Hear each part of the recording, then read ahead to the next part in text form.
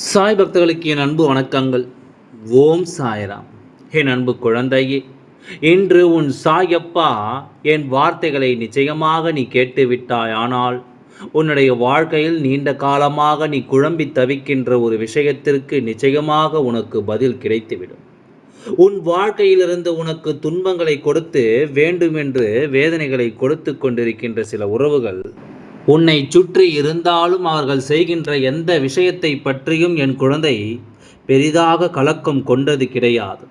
ஆனால் எப்பொழுது என்னுடைய குழந்தை என்னுடைய மனதில் இருக்கின்ற எண்ணங்கள் எல்லாம் மாறியதோ அதற்கெல்லாம் காரணமாக இருந்தது என் குழந்தையின் வாழ்க்கை துணை. எவ்வளவோ பிரச்சனைகள் வரும் பொழுதெல்லாம் அதிலிருந்து தன்னை மீட்டெடுத்து தன் துணை ஆணாக இருந்தாலும் சரி பெண்ணாக இருந்தாலும் சரி சாயப்பா சொல்கின்ற வார்த்தைகள் இருவருக்கும் ஆனது. என் குழந்தை இப்படி எப்பேற்பட்ட பிரச்சனைகள் வந்தாலும் அதை எதிர்த்து போராடுகின்ற மன வலிமையை நமக்கு கொடுத்த நம் துணையானது இப்பொழுது நம்முடைய மன வலிக்கும் காரணமாக மாறிவிட்டது என்பதுதான் என் குழந்தைக்கு மிக வேதனையாக இருந்தது. யாரோ ஒருவரிடத்தில் நமக்கு தெரியாமல் நம் துணை பேசிக்கொண்டு யாரோ ஒருவரிடத்தில் நமக்கு தெரியாத நம் துணை பேசிக்கொண்டு இருக்கின்றார்கள். அதை பார்க்கும் பொழுது மனது படபடக்கின்றது. எங்கே நம் வாழ்க்கை நம் கையை விட்டு சென்று விட்டதோ என்று யோசிக்கிறது. நீ சொல்வது உண்மைதான், உனக்கு தெரியாமல் அவர் அலைபேசியில் இன்னொருவருடன் பேசிக்கொண்டிருக்கிறார் என்பது உண்மைதான். ஆனால் எதனால் எதற்காக யாரிடம் பேசுகிறார் என்பதனை நான் தெரிந்து கொண்டு வந்திருக்கின்றேன். இந்த விஷயத்தை நான் சொல்வதை கேட்டு முடித்த பிறகு நீ எந்த ஒரு முடிவையும் எடுத்துக்கொள்ளலாம். இந்த சாயப்பா உனக்கு உண்மையை சொல்ல வந்திருக்கிறேன் என்பதை மட்டும் நீ நினைவில் வைத்துக்கொள். நான் உள்ளதை உள்ளபடி செய்து இந்த விஷயத்தில் என்ன நடந்தாலும் அதை நீ நேர்மையாக எதிர்கொள்ள வேண்டும் என்று தான் உன் அப்பா நான் விரும்புகின்றேன். ஏனென்றால் முன்பை போல் எல்லாம் இப்பொழுது இல்லை. சுற்றி இருக்கின்ற சூழ்ச்சிகளும் சுற்றி வருகின்ற மனிதர்களும் எப்பொழுதும் யார் வாழ்க்கையில் எதையும் நடத்தி விடலாம் என்று எண்ணுகிறார்கள். யார் வாழ்க்கையிலும் எந்த ஒரு விஷயத்தை செய்து அவர்களுக்கு மன கஷ்டத்தை கொடுத்து விடலாம் என்று நினைக்கிறார்கள். எத்தனையோ முறை இந்த வாழ்க்கையில் தான் அனுபவித்த பிரச்சனைகளை எல்லாம் பார்த்து இதுபோல அடுத்தவர்களுக்கும் வந்திருக்கிறதா என்பதனைத்தான் பார்க்க முயற்சி செய்கிறார்கள். ஆனால் என் குழந்தை, நீ அப்படிப்பட்ட குழந்தை அல்ல. ஒருவருக்கு தன்னால் உதவி செய்ய முடியவில்லை என்றால் கூட அதை நினைத்து நினைத்து வருந்து படுக்கின்ற குழந்தை. இப்படி ஒரு விஷயம் இந்த வாழ்க்கை நடக்கக்கூடாது என்று சொல்லி எப்பொழுதும் மிகுந்த வேதனையை அடைகின்ற ஒரு குழந்தை. நம்மால் முடிந்த அளவிற்கு மற்றவர்களுக்கு உதவிகள் செய்து அடுத்தவர்கள் வாழ்க்கையில் நன்மைகளை செய்ய வேண்டும் என்று நினைக்கின்ற என் குழந்தைக்கு மட்டும் வாழ்க்கையில் நடந்து கொண்டிருக்கின்ற விஷயங்கள் எல்லாம் மிகுந்த ஆச்சரியத்தை நிச்சயமாக கொடுத்திருக்கின்றது. என்ன நடக்கின்றது ஏது நடக்கின்றது என்று சொல்லி ஒவ்வொரு நாளும் இந்த வாழ்க்கையை நினைத்து நீ வருத்தப்பட்டு கொண்டிருக்கின்றாய். ஆனால் நிச்சயமாக நீ இதையெல்லாம் சரியாக சிந்திக்க வேண்டிய நேரம் வந்துவிட்டது என்று அர்த்தம். உன்னுடைய துணைதான் உனக்கு இத்தனைக்கும் வாழ்க்கையில் வாழ வேண்டும் என்கின்ற ஒரு நம்பிக்கையை கொடுத்து இப்பொழுது அந்த நம்பிக்கையை எடுப்பது போல நடந்து கொள்கிறது என்று நினைத்து நீ வருத்தப்படுகின்றாய் அல்லவா? என் குழந்தையே, எப்பொழுதும் நாம் யார் மீது அதிக அன்பு வைத்திருக்கின்றோமோ அவர்களை நாம் சற்றென்று எந்த ஒரு காரியத்திலும் சந்தேகப்படுவது கிடையாது. அவர்களின் மீது நீ கொண்ட அன்பும் என்றும் பொய்க்காது என்ற நம்பிக்கையோடு தான் நீ ஒவ்வொரு விஷயங்களையும் செய்து கொண்டிருக்கின்றாய். அப்படி இருந்தும் இந்த வாழ்க்கையில் மேலும் மேலும் உனக்கு பல துன்பங்களை கொடுக்க நினைத்து உனக்கு மிக பெரிய இன்னல்களை எல்லாம் கொடுக்க நினைத்து உன்னை இந்த வாழ்க்கையில் எப்படியாவது வீழ்த்திவிட வேண்டும் என்பதுதான் உன்னையும் உன் துணையையும் சுற்றி இருக்கின்ற சில உறவுகளின் எண்ணமாக இருக்கின்றது. ஒரு குடும்பத்தில் பிரச்சனை என்றால் அந்த பிரச்சனைகளை தீர்த்து வைக்க யாருமே இங்கு முன் வருவதில்லை. அதற்கு மாறாக எப்படி இந்த பிரச்சனைக்குள் நுழைந்து இதை பெரிதாக்கலாம் என்பதுதான் இங்கு நிறைய பேரின் எண்ணமாக இருக்கின்றது.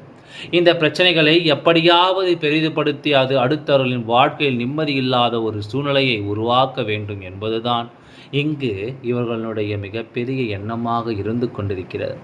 இதற்கு நாம் ஒத்துழைப்பு கொடுக்கலாமா? உன்னுடைய துணை ஒருவரிடத்தில் அலைபேசியில் உனக்கு தெரியாமல் பேசுகிறார்கள் என்றால் அதை நீ என்னவென்று கேட்காமல், உன் துணை இன்று இல்லை என்றாலும் என்றாவது ஒரு நாள் உன்னிடத்தில் சொல்லிவிடத்தான் போகின்றார்கள். ஒருபொழுதும் எதையும் உன்னிடத்தில் ஒளித்து மறைத்து வைக்க உன் துணை நினைத்தது கிடையாது. அப்படி இருக்கும் பொழுது தேவையில்லாத எந்த ஒரு விஷயத்திற்காகவும் அவர்களின் மீது சந்தேகம் கொள்வது என்பது தவறான காரியம் அல்லவா? நமக்காக இந்த வாழ்க்கையில் எத்தனையோ விஷயங்களை விட்டு கொடுத்தவர்கள், நமக்காக இந்த வாழ்க்கையில் ஒவ்வொரு துன்பங்களிலும் உடன் இருந்து கை கொடுத்தவர்கள், இப்பொழுது நீ சொல்வது போல இவர்கள் இன்னொருவரிடத்தில் அலைபேசியில் பேசிக்கொண்டிருக்கிறார்கள் என்பதாகவே இருக்கட்டும். அது நல்ல விஷயமாக இருக்கக்கூடாதா?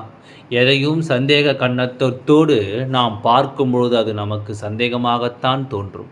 மேலும் மேலும் அது பல இன்னல்களைத்தான் தோன்றும். எப்படி இருந்தும் இந்த வாழ்க்கையில் நமக்கு இது போன்ற விஷயங்களினால் வாழ்க்கையை முடித்துவிடும் என்பதனை நீ மறந்து விடாதே. இப்பேற்பட்ட ஒரு நிலையை உனக்கு உருவாக்க வேண்டும் என்று சொல்லித்தான் வேண்டும் என்று உனக்கு பல சோதனைகளை கொடுத்து கொண்டிருக்கிறார்கள். உன்னை சுற்றி இருக்கின்ற உறவுகள் நீ கேட்டாயா? உன் துணை எப்பொழுதும் யாருடனும் அலைபேசியில் பேசிக் கொண்டிருக்கின்றார்கள். ஏதோ ஒரு விஷயம் இருக்கிறது, யாரோ ஒருவர் உன் வாழ்க்கைக்குள் புதிதாக வந்திருக்கிறார், என்னவென்று கவனி என்று உன்னிடத்தில் சொல்வார்கள். உடனே என்னவென்று ஏதுவென்று விசாரிக்காமல் துணையின் மீது சந்தேகப்பட்டு விடுவது இங்கு நிறைய வேலையாக இருந்து கொண்டிருக்கின்றது. ஆனால் உண்மையில் ஒரு பரஸ்பர அன்பை ஒருவருக்கு ஒருவர் வைத்திருந்தால், ஆனால் இப்பொழுது உன் துணை தன் துணை தமக்கு துரோகம் செய்யாதது என்கின்ற நம்பிக்கை ஒருவருக்குள் இருக்குமானால் எக்காரணம் கொண்டும் அவர்கள் தன் துணையை சந்தேகப்பட மாட்டார்கள். தன் துணையிடத்தில் இந்த விஷயத்தை பற்றி நிச்சயமாக என்னவென்று கேட்டு தெரிந்து கொள்வார்கள். இதுதான் உண்மையின் வாழ்க்கை. இப்படித்தான் பாதி பேருக்கு முடிந்து விட்டது என்பது உன் சாயப்பா சொல்வது என் குழந்தைகளுக்கு புரிகின்றதா? என் துணை இப்படி நடந்துவிட்டது, இப்படி எனக்கு தெரியாமல் ரகசியம் வாழ்க்கையில் வைத்திருக்கிறார்கள் என்று சொல்லி வருத்தப்பட்டு வேதனைப்பட்டு விற்பதை விட அவர்கள் யாரோடு பேசுகிறார்கள் என்று நாம் தெரிந்து கொள்ள முயற்சி செய்வதை நிறுத்திவிட்டு நிச்சயமாக எந்த ஒரு தவறான விஷயங்களும் இருக்காது. நல்லதை தான் நடத்தி கொடுக்க வருகிறார்கள் என்பதனை நீ நினைத்துவிட்டால் போதும். வேறு எந்த ஒரு விஷயத்தை பற்றிய சிந்தனைகளும் உனக்கு தேவையில்லை. எதை நினைத்தும் என் குழந்தை நீ வருத்தப்பட வேண்டிய அவசியமும் இல்லை. வாழ்க்கையில் நம்பிக்கை எப்பொழுது வேண்டும்? ஒருவேளை அவர்கள் செய்கின்ற விஷயம் தவறானதாக இருக்கும் பட்சத்தில் நிச்சயமாக அது உனக்கே தெரிய வந்துவிடும்.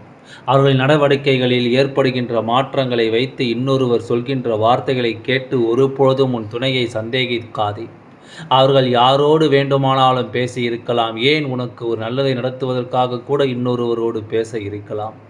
அவசரப்பட்டு ஆத்திரப்பட்டு மற்றவர்களின் பேச்சை கேட்டு ஒருபோதும் உன் துணையை நீ சந்தேகிக்காதே.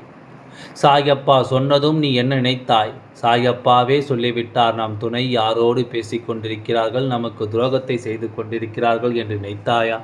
அல்லது சாயப்பா நமக்கு நிச்சயமாக உண்மையை எடுத்துச் சொல்வார் என்று நினைத்தாயா? நம் துணை மீது நாம் கொண்ட நம்பிக்கையினால் மட்டும்தான் இந்த வாழ்க்கை சந்தோஷமாக இருக்கிறது என்பதனை முதலில் நீ புரிந்து கொண்டால் போதும். இந்த வாழ்க்கையானது அவ்வளவு சுலபமாகவெல்லாம் யாருக்கும் எந்த ஒரு விஷயத்தையும் காண்பித்து கொடுத்து விடுவதில்லை. சற்றென்று ஒரு நொடியில் வாழ்க்கையை முடித்து வைப்பதும் இல்லை. ஆனால் மற்றவர்களின் பேச்சை கேட்டும் நாம் வாழ்க்கை நடக்கின்ற நல்ல விஷயங்களை நாம் சரியாக புரிந்து கொள்ளாமல் இருந்தோமானால் இது போன்று ஒரு நொடியில் வாழ்க்கை தலைகீழாக மாறிவிடும். உண்டு என்பதனை புரிந்து கொள்ள வேண்டும். உன் துணை என்பது நம்பிக்கையின் அடிப்படையில் வாழ்கின்ற ஒரு வாழ்க்கைக்கான ஆதாரம்.